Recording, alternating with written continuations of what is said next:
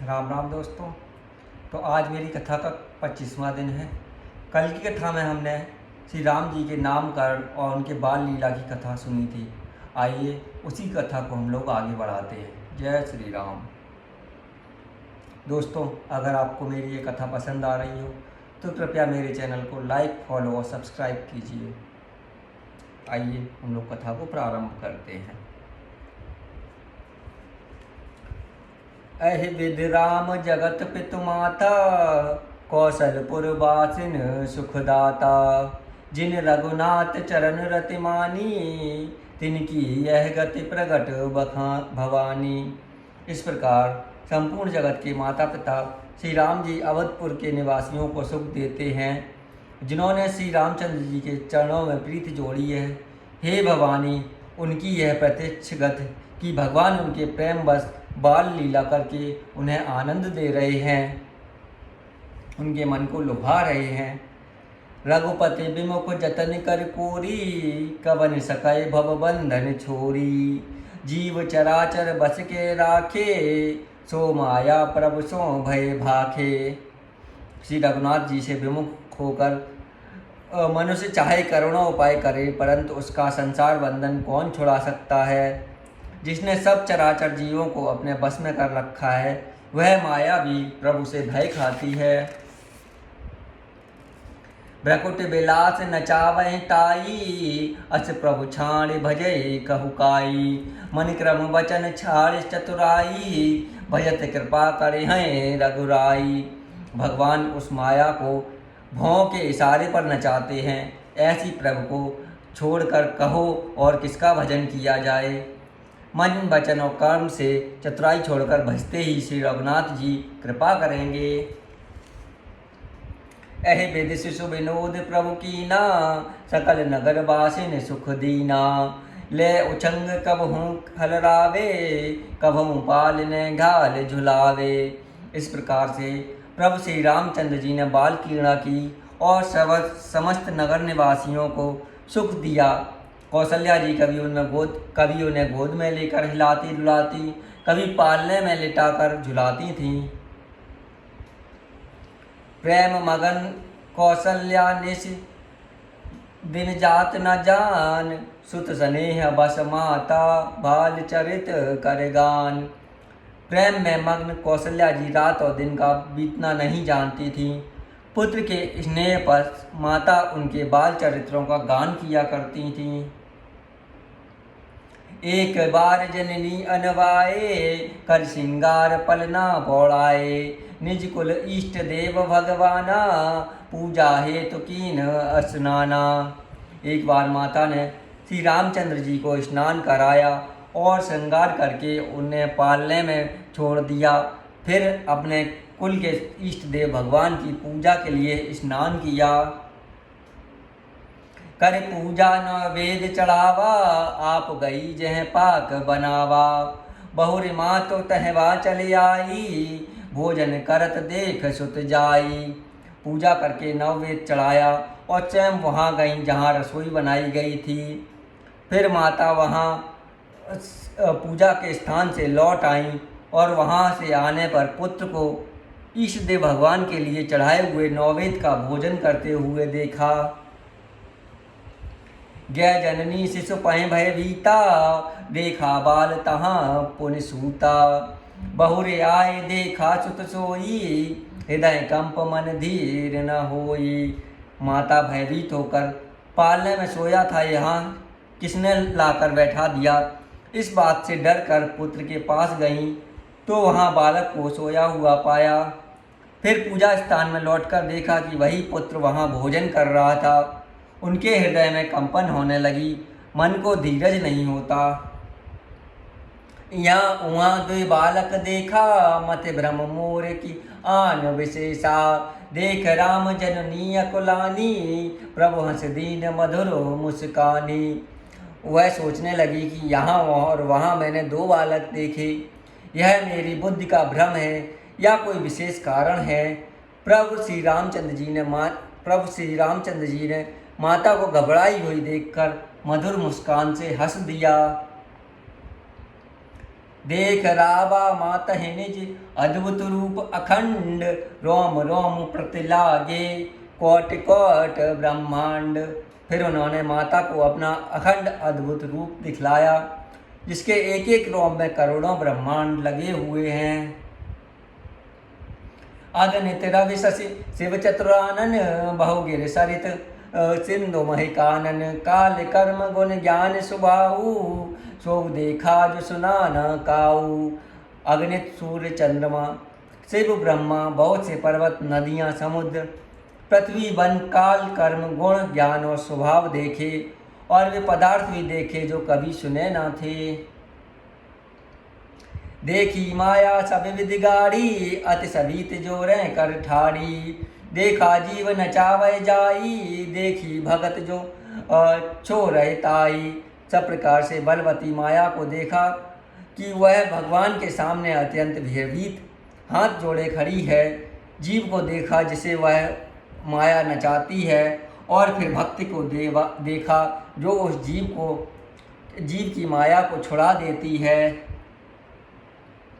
तन पुलकित मुख बचन न आवा, नयन मूद चरणन सिरुनावा।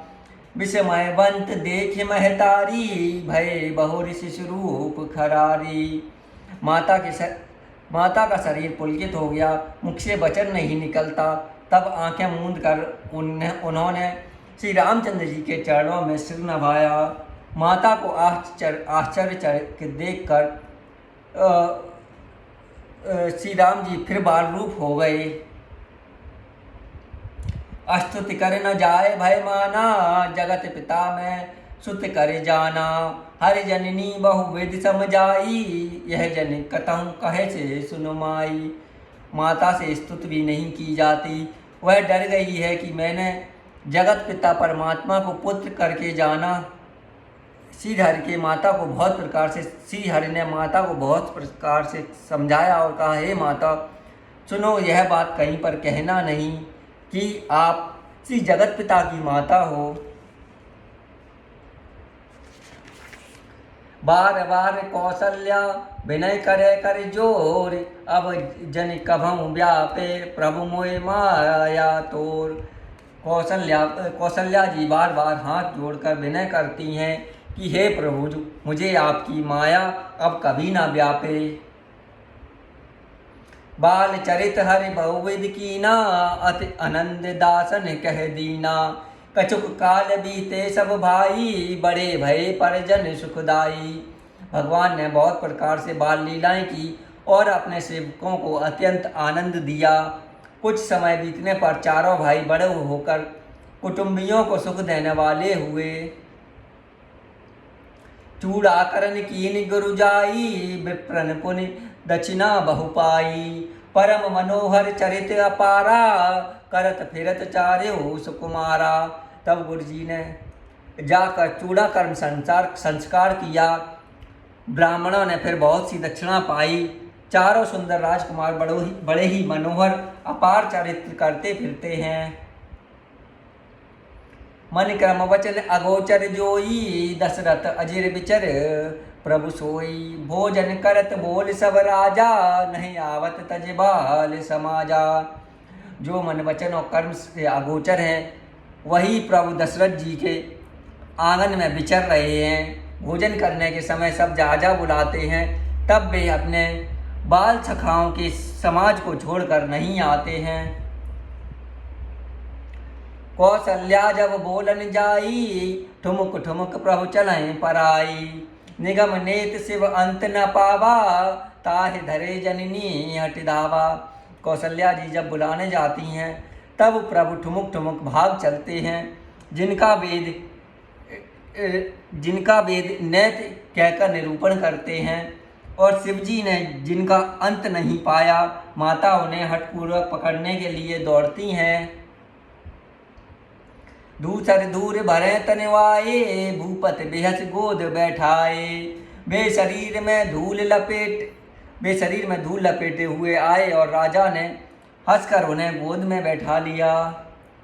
भोजन करत चपल चित, इत उत अवसर पाए। बाज चले किलकत मुख, दधियोदन लपटाए। भोजन करते हैं, पर चित्त चंचल है। अवसर पाकर मुंह में दही भात लपटाए किलकारी मारते हुए इधर उधर भागते फिरते हैं। बाल चरित अति सरल सुहाए, सारद शेष शंभु श्रुति गाए। जिन कर मन इन सन नहीं राता, तेजन वंचित किए विधाता। श्री रामचंद्र जी की बहुत सी सरल, भोली और सुंदर मन भावनी बाल लीलाओं को सरस्वती जी, शेष जी और शिव जी ने वेदों में गान किया है। जिनका मन इन लीलाओं में अनुरक्त नहीं हुआ है, विधाता ने उन मनुष्यों को वंचित कर दिया है, नितांत भाग्यहीन बनाया है। भय कुमार जमय सब भ्राता, दीन जनेऊ गुरु पितु माता। गुरु ग्रह गए पढ़न रघुराई, अलप काल विद्या सब पाई।